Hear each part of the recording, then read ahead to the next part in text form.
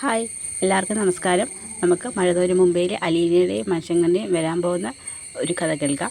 അങ്ങനെ ബബിത സത്യങ്ങളെല്ലാം തിരിച്ചറിയുകയാണ്.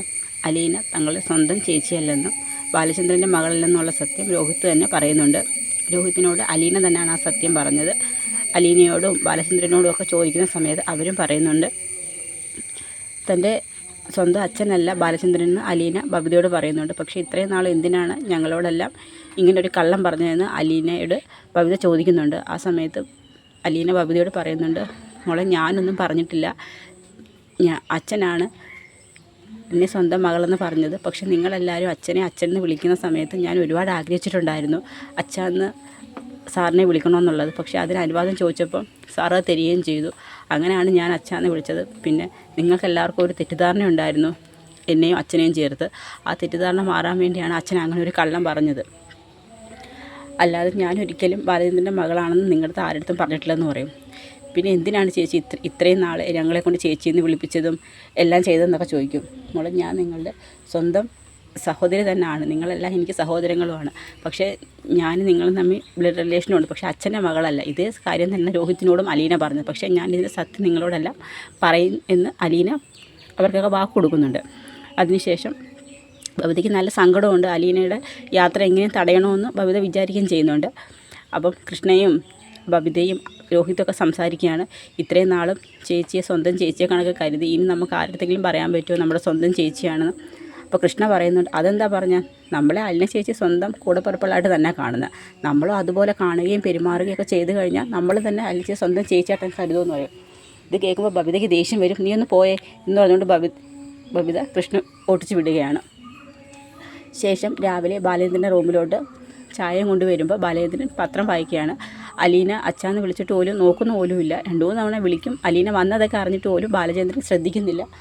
ബാലേന്ദ്രൻ അടുത്ത് അലീന ചോദിക്കുന്നുണ്ട്, എന്താ അച്ഛാ, എന്നോട് പരിഭവം വല്ലതും ആണോ? അച്ഛൻ എന്താ എന്നോട് മിണ്ടാത്തതെന്ന് ചോദിക്കും. എനിക്ക് ആരോടും പരിഭവമൊന്നുമില്ല എന്ന് പറഞ്ഞു. പിന്നെന്താ അച്ഛൻ എന്നോട് മിണ്ടാത്തത്? സാധാരണ അങ്ങനെ അല്ലല്ലോ. പറയാം, ഞാനെന്തിനാ എല്ലാവരോടും സ്നേഹവും ഇഷ്ടവും കാണിക്കുന്നത്? ഞാനായിട്ട് എല്ലാവരോടും ഒരു കള്ളം പറഞ്ഞു. ആ കള്ളം നീ തന്നെ അത് കള്ളമാണെന്ന് എല്ലാവരോടും പറയുകയും ചെയ്തതെന്ന് പറയും. അച്ഛാ, അത് ഞാൻ നിന്നെ സ്വന്തം മകളായിട്ട് കാണുക തന്നെയാണ് ചെയ്തത്. മറ്റൊരു ആളുടെ മകളായിട്ടല്ല ഞാൻ നിന്നെ കണ്ടത്. നിന്നെ എൻ്റെ സ്വന്തം മകളായിട്ട് തന്നെ ഞാൻ കാണുകയും നിന്നോട് പെരുമാറുകയും ചെയ്തത്.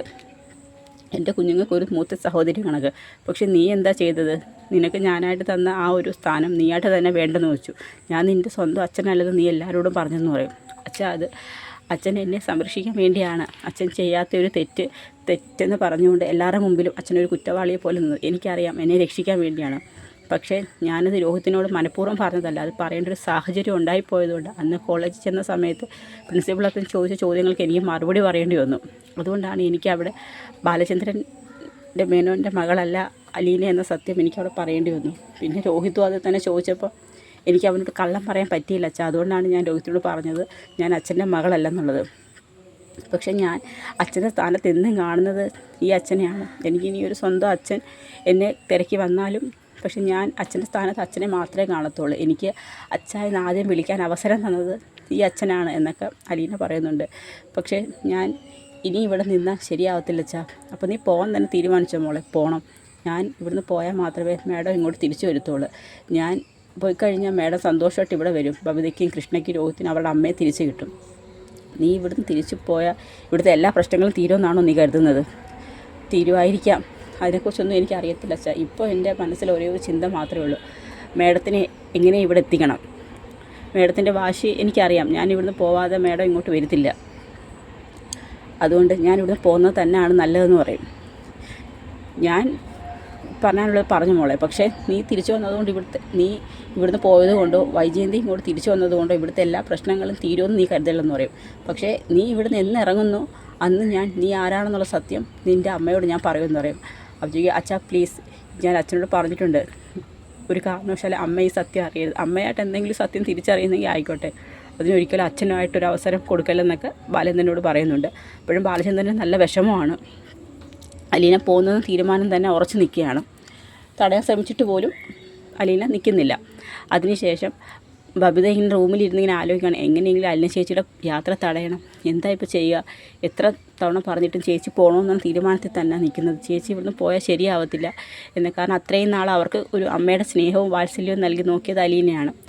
ആര് പറഞ്ഞാൽ അലിന ചേച്ചി കേൾക്കും. അച്ഛൻ പറഞ്ഞിട്ട് പോലും ചേച്ചിയുടെ മനസ്സിന് ഒരു മാറ്റവും ഇല്ലല്ലോ. എന്തായാലും മനുവേട്ടനെ ഒന്ന് വിളിക്കാം. ചിലപ്പോൾ ഒരുപക്ഷെ മനുവേട്ടൻ പറഞ്ഞാൽ ചേച്ചി സമ്മതിച്ചാലും ഇവിടെ നിൽക്കാമെന്ന്. അങ്ങനെ ബബിത മനുവിനെ ഫോൺ ചെയ്യുന്നുണ്ട്. മനുവിനെ ഫോൺ ചെയ്തിട്ട് പറയും, എന്താ ബബിതേ? അത് മനുവേട്ട, അലീന ചേച്ചി ഇവിടുന്ന് പോകുന്ന കാര്യം മനുവേട്ടനെ അറിഞ്ഞായിരുന്നു.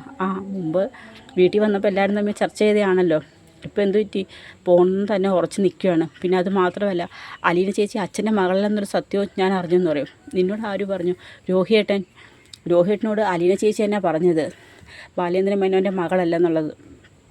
ഇത്രയും നാൾ എന്തിനാ അച്ഛനും ചേച്ചിയും ചെയ്ത് ഞങ്ങളെ എല്ലാവരും കബളിപ്പിച്ചത്? അച്ഛൻ്റെ മകളാണെന്നല്ലേ ഞങ്ങളോടെല്ലാം പറഞ്ഞതെന്ന് ചോദിക്കും. എന്തിനു വേണ്ടിയാണ് ഇങ്ങനൊരു കള്ളം ഞങ്ങളടുത്ത് പറഞ്ഞതെന്ന് ചോദിക്കും. മനു പറയും, അത് ബബിതയെ അലീനയെ കൂടുതൽ പ്രൊട്ടക്റ്റ് ചെയ്യുന്നതിൻ്റെ പേരിൽ നിങ്ങളെല്ലാവരും അലീനയെയും അങ്കിളിനെയും ഒരുപാട് സംശയിച്ചു. അപ്പോൾ ആ സംശയം ഇല്ലാതാക്കാൻ വേണ്ടിയാണ് അങ്കിൾ അങ്ങനെ ഒരു കഥ പറഞ്ഞത്. അലീന തൻ്റെ സ്വന്തം മകൾ വിവാഹത്തിന് മുമ്പ് തനിക്ക് ജനിച്ചൊരു കുഞ്ഞാണെന്നുള്ള രീതിയിൽ പറഞ്ഞത്. അതിനുശേഷം നിങ്ങളുടെയൊക്കെ തെറ്റിദ്ധാരണ മാറിയത്. അപ്പം പിന്നെ അലീന ആ സത്യം പറയുന്നത് വെച്ച് കഴിഞ്ഞാൽ അത് ആ സാഹചര്യം വന്നതുകൊണ്ട് മനുവേട്ടനെ അറിയാമായിരുന്നോ അലീന ചേച്ചി അച്ഛൻ്റെ മകളല്ലെന്നുള്ളത്? അറിയാമായിരുന്നു. എന്നിട്ട് മനുവേട്ടൻ ഞങ്ങളോട് പറഞ്ഞില്ലെന്ന് പറയും. അത് ഞാൻ അങ്കിളിനെ കാണാൻ ഒരു ദിവസം വീട്ടിൽ വന്നിരുന്നു. ആ സമയത്ത് അങ്കിൾ തന്നെയാണ് എൻ്റെ അടുത്ത് പറഞ്ഞത് അലീന തൻ്റെ മകളല്ലെന്നുള്ളത്. പക്ഷേ ഈ ഒരു സാഹചര്യത്തിൽ എന്തെങ്കിലും ചെയ്ത് ആൻറ്റി അങ്ങോട്ട് തിരിച്ചു കൊണ്ടുവരാൻ ശ്രമിച്ചു കഴിഞ്ഞാൽ ആൻറ്റിയുടെ വാശി നിങ്ങൾക്കറിയാമല്ലോ. ഒരു കാരണവശാലും അലീന ആ വീട്ടിൽ നിന്ന് പോവാതെ ആൻറ്റി അങ്ങോട്ട് വരത്തില്ലെന്നാണ് പറയുന്നത്. അത് തന്നെ മനുവേട്ടാ ഇപ്പോൾ പ്രശ്നം. അമ്മയെ തിരിച്ചു കൊണ്ടുവരാൻ വേണ്ടിയാണ് അലീന ചേച്ചി ഇവിടുന്ന് പോകണമെന്ന് വാശി പിടിച്ച് നിൽക്കുന്നതെന്ന് പറയും. എന്തായാലും ഞങ്ങൾക്ക് എല്ലാവർക്കും നല്ല വിഷമമുണ്ട്. കൃഷ്ണയ്ക്കും രോഹിതേട്ടനും എല്ലാം നല്ല സങ്കടത്തിലാണ് അലീന ചേച്ചി ഇവിടുന്ന് പോകുന്നതുകൊണ്ട്. അതുകൊണ്ട് ഞങ്ങൾക്ക് വേണ്ടി അലീന ചേച്ചിയോട് മനുവേട്ടനൊന്ന് സംസാരിക്കുമോ, ഇവിടുന്ന് പോവല്ലെന്ന് പറയുമോ എന്ന് ചോദിക്കും.